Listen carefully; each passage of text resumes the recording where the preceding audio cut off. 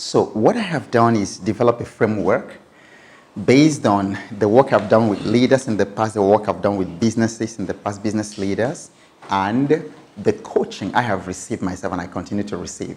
I invested so much, some of you may have read, about 35% of our earning last year in coaching.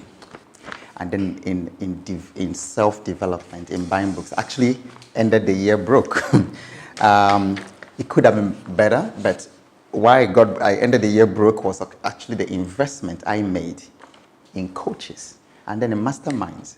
In fact, in one of the masterminds, I paid the guy $5,000 just to be with him and talk with him. It's no PowerPoint, nothing. But I tell you, I shared some of the meetings with you. I tell you, in one of the sessions, in just one of the, he just said something which I made in my notes. In one of the sessions, I got my money back.